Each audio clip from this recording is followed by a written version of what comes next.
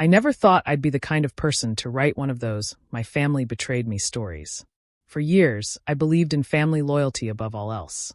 My parents raised me to believe that blood was thicker than water, that no matter what happened, family would always come first. And I lived my entire life carrying that belief like a sacred oath. Until the day they chose money and reputation over me. Until the day they disowned me for loving the wrong person. I grew up as the eldest daughter in what most people would call a respectable family.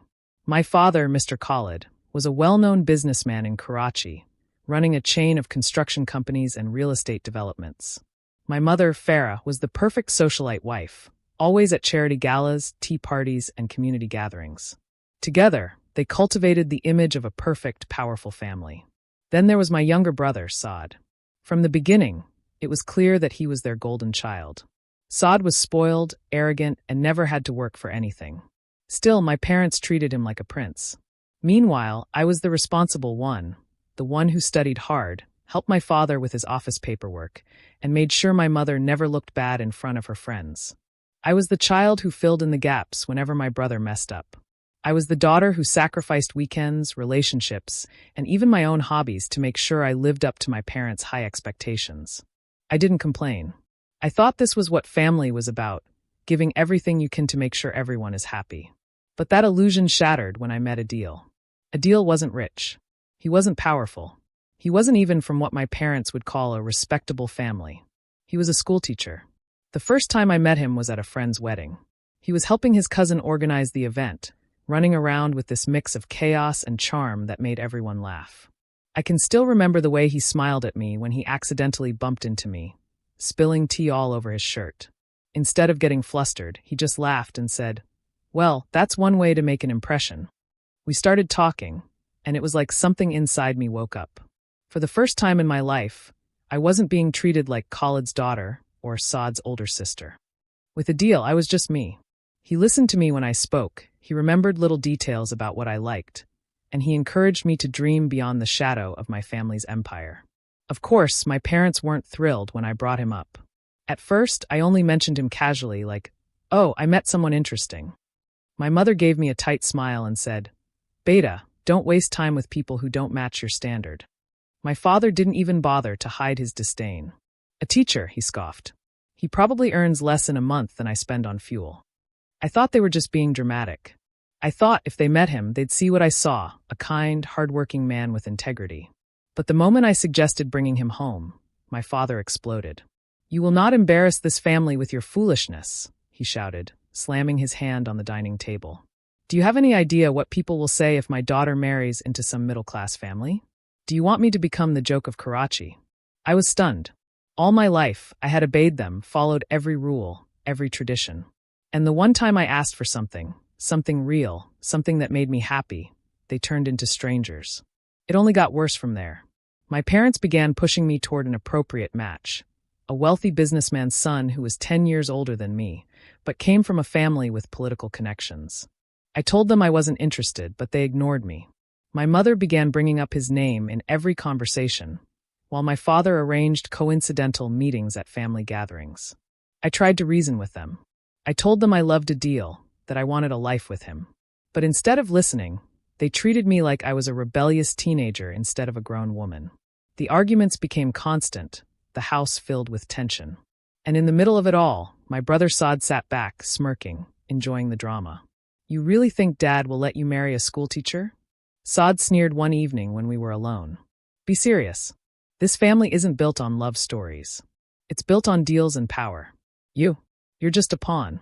That was the first time I realized the truth. My parents didn't see me as their daughter. They saw me as an asset, and assets weren't allowed to have feelings. The breaking point came one night during dinner. My father announced, very casually, that he had set the date for my engagement to the businessman's son. "I never agreed to this," I said, my hands trembling. "You don't have to agree," my father replied coldly. "This is not a matter of love. This is about family, about respect. You will obey." Something inside me snapped. "No," I said, louder than I'd ever spoken to him in my life. "I won't marry him. I'm going to marry Adil, whether you approve or not." The silence that followed was suffocating. My mother gasped like I had committed a crime. My father's face turned red with rage. "You are no longer my daughter," he said finally, his voice like ice.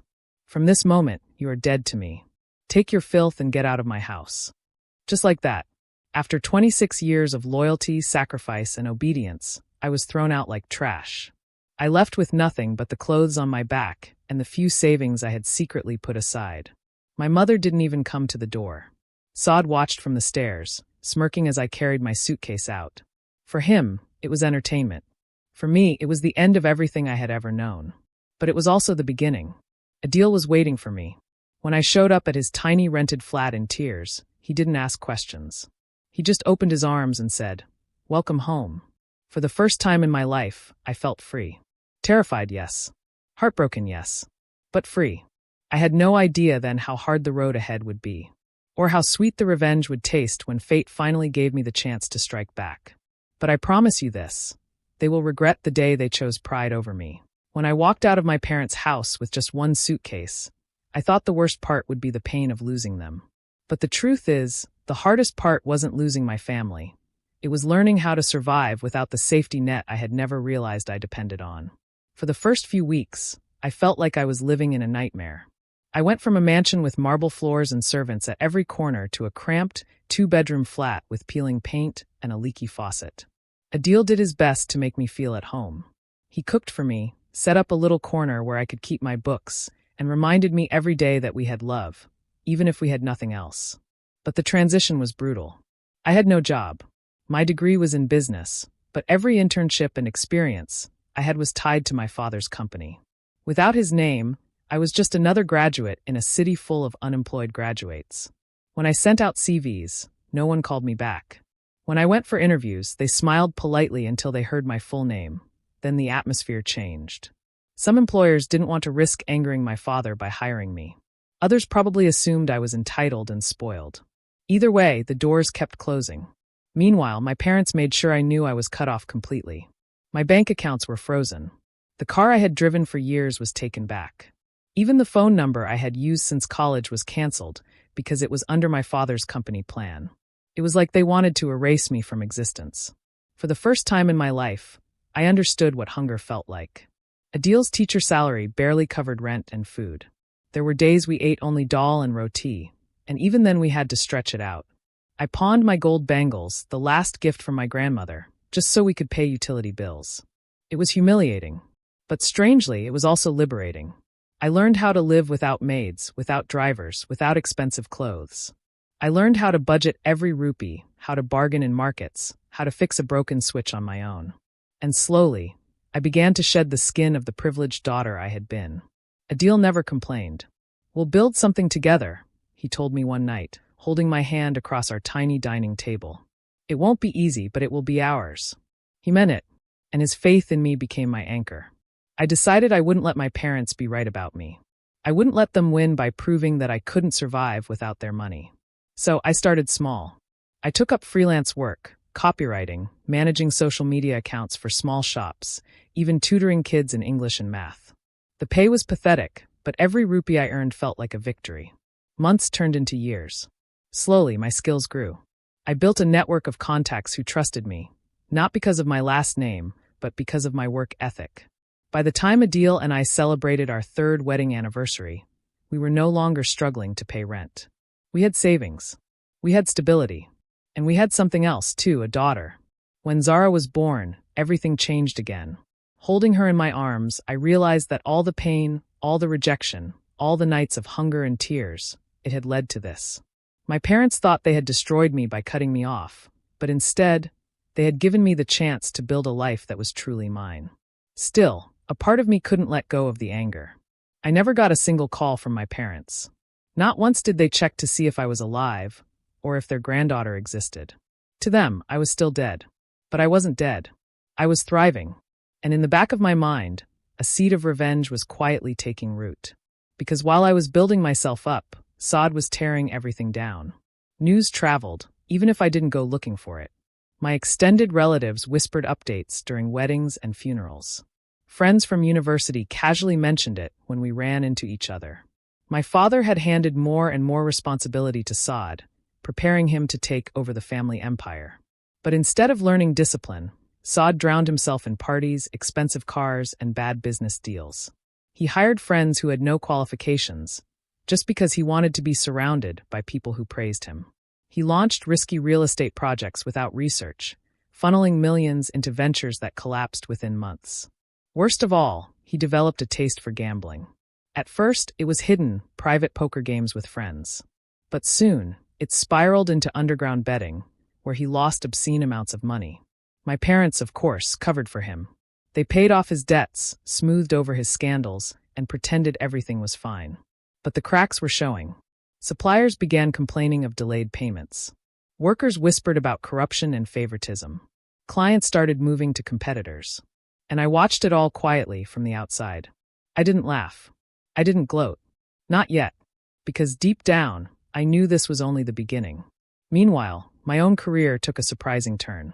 One of my freelance clients, a small clothing boutique, recommended me to a bigger brand. They needed someone to handle their marketing. I threw myself into the work, using everything I had learned from years of watching my father run his empire. Within a year, I wasn't just freelancing, I had started my own small agency. It was humble at first, just me and 2 interns working out of a co-working space. But word spread quickly. Clients loved my honesty, my attention to detail, and my ability to deliver results without wasting money. By the 5th year of my marriage, my agency was working with international clients. My income had surpassed a deal's teacher salary several times over, and for the first time, I could say I was financially independent. I had built myself from nothing, and I was just getting started. The irony wasn't lost on me. My parents had disowned me because they thought I would bring shame to the family by marrying a nobody. But now, I was becoming somebody, without their name, without their money, without their approval. And Saad, he was slowly dragging the family legacy into the mud. One night, as I was putting Zara to bed, I overheard a deal on the phone with an old school friend. He was talking about a scandal.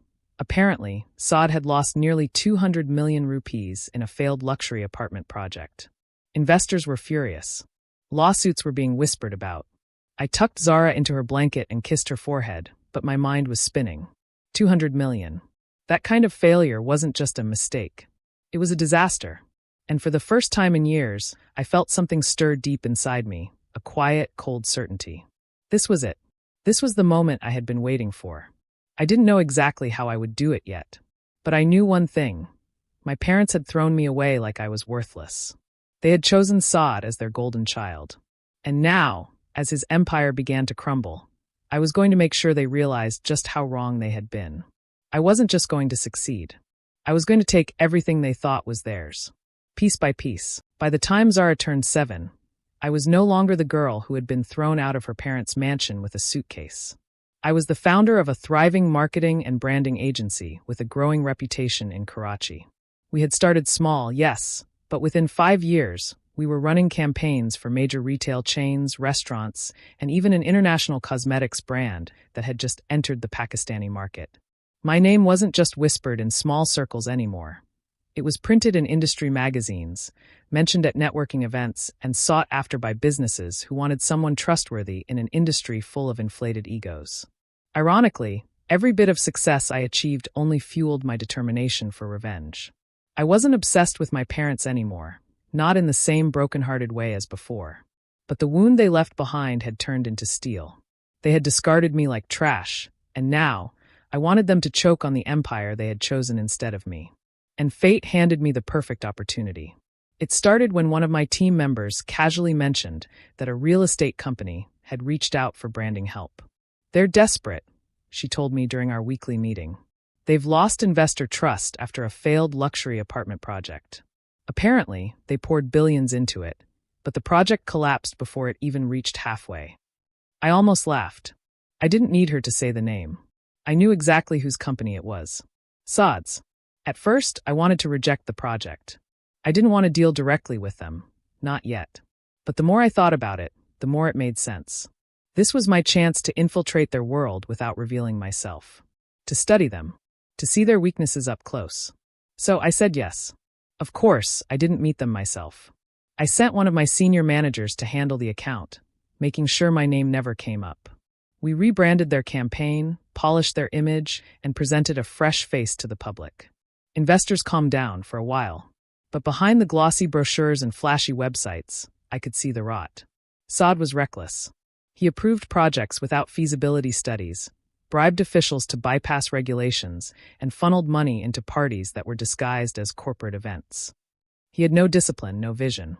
He was drowning, but my parents were too blinded by loyalty to see it. And the best part? They had no idea I was the one pulling strings behind the scenes.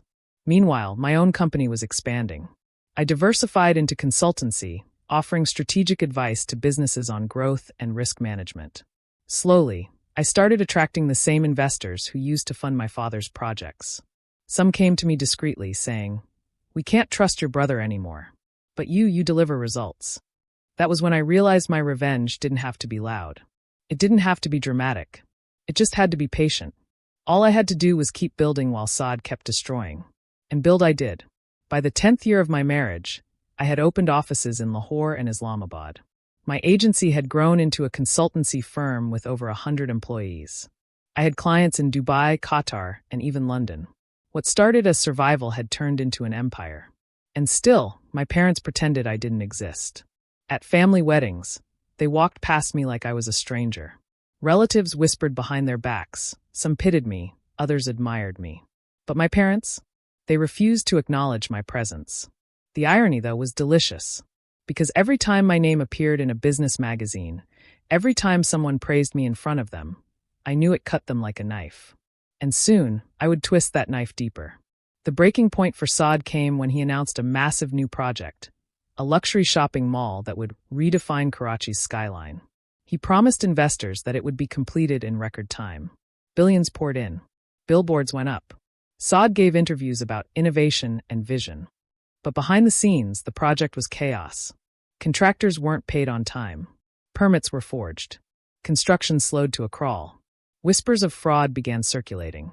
I watched it all with quiet satisfaction. Then, one night, I got a call from an old acquaintance.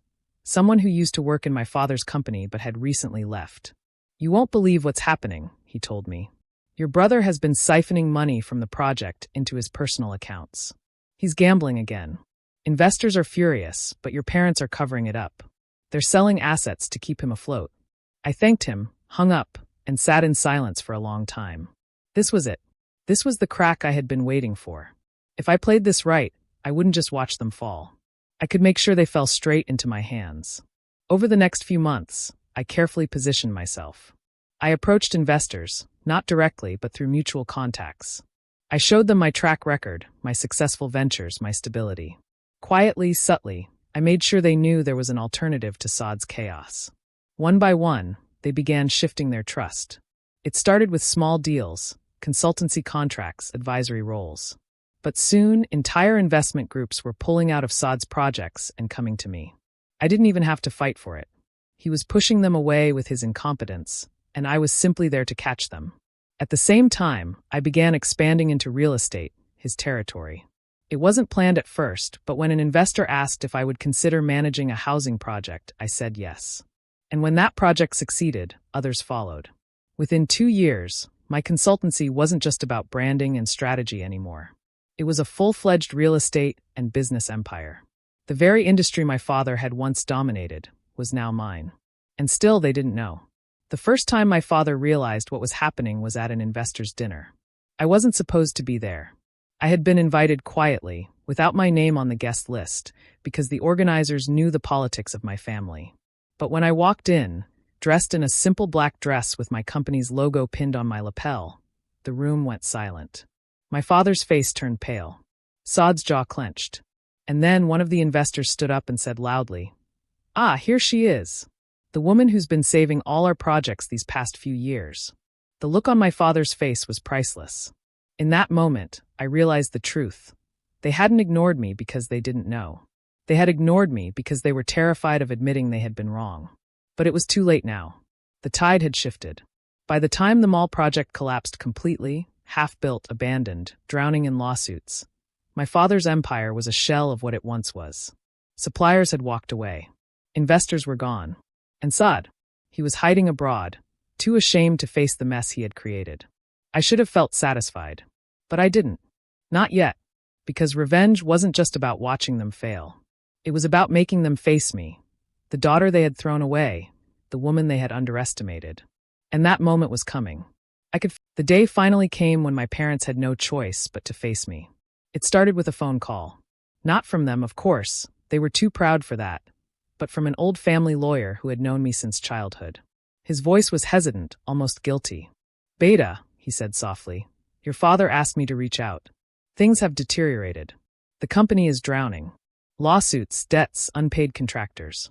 Investors are threatening to take everything. He said he needs to meet you." For a moment, I didn't answer.